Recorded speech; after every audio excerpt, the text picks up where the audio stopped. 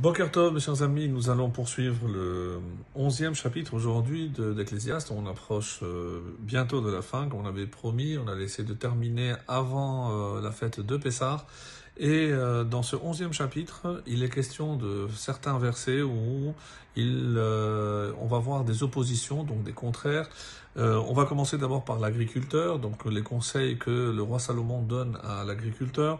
Ensuite, on parlera de la terre et l'eau, des nuages et du vent, des semences et des arbres, et enfin, Or Vachosher, de la lumière et de l'obscurité.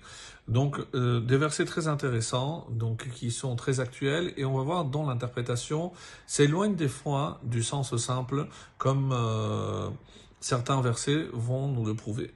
En tout cas, on commence le chapitre 11 avec le premier verset. Shalach lachmecha al pene hamayim. Donc, littéralement, envoie ton pain sur la face des eaux, qui berov hayamim timta'enu, car dans nombre de jours, tu le retrouveras. Tu retrouveras ce pain. Alors, ici, il y a deux façons d'expliquer selon les différents commentaires. Donc, soit le sens simple, ici, comme le commentaire nous dit, qu'est-ce que c'est Al-Pene Hamayim? Les achar sheyarduk shamim ve'adama retuva. Donc, quand est-ce que tu dois ensemencer, c'est-à-dire jeter le pain ici, c'est la semence, lorsque il y a de la surface après les pluies où la terre est encore imbibée d'eau, à ce moment-là, il faut commencer donc à semer.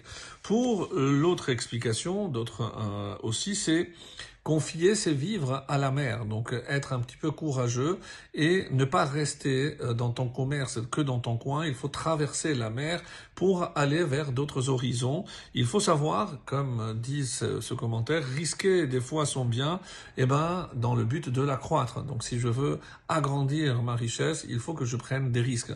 Donc prends sur la mer, donc envoie, exporte, donc on aurait dit aujourd'hui, et pour élargir donc ton marché.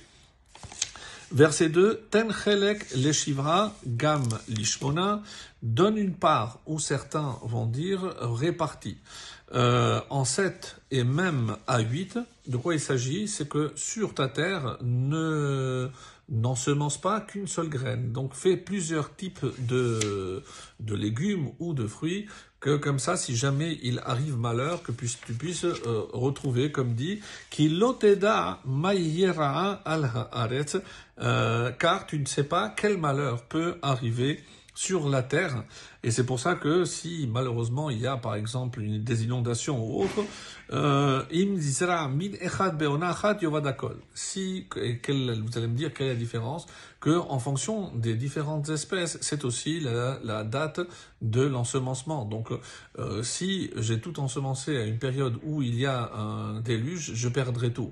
Alors que si j'ai réparti, donc chaque espèce a son temps, et comme ça je pourrai sauver une partie. Verset 3. Im yimaleu he'avim geshem al haaretz yariku. Qu'est-ce que ça donne? Quand les nuages sont pleins ici, yimaleu he'avim, geshem al haaretz yariku. Donc, on pourrait couper comme ça le verset. Quand les nuages sont pleins, geshem al haaretz yariku, ils répandent l'averse sur la terre.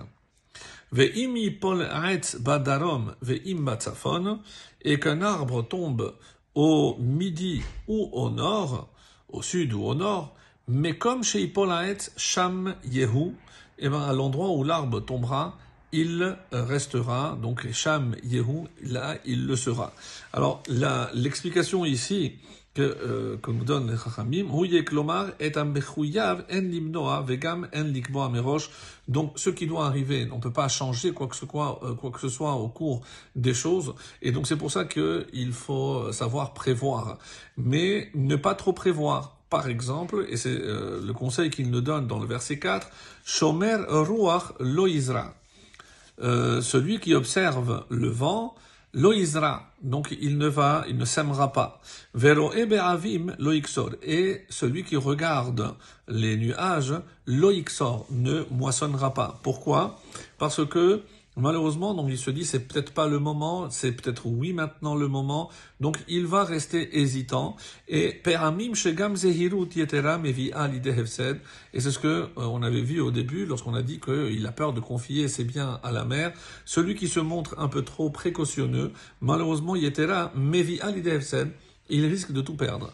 Donc il faut savoir prendre des risques mesurés pour pouvoir réussir et voir donc la réussite dans ce qu'il entreprend. Et on termine avec le verset 5. Ka'asher enecha yodea ma derech harua. De même que tu ne sais pas quel est le cheminement du souffle, du vent. Ka'atzamim bebeten hammelea. Alors il y a ici deux façons d'expliquer. D'après la première, comme l'essence à l'intérieur de la graine. De même, tu ne connaîtras pas l'œuvre de Dieu qui fait tout. Et l'autre explication ici, Betanam Melea, selon Abrabanel et d'autres, il s'agit du ventre plein, c'est-à-dire une femme enceinte. Et ici, Ratzamim, c'est les squelettes. Qu'est-ce que ce squelette va donner? Est-ce que ça donnera un garçon, une fille? Et même, est-ce qu'il sera vivant? Donc ça, on ne sait pas. De la même façon, lorsque on va semer, il faut rester confiant en Dieu.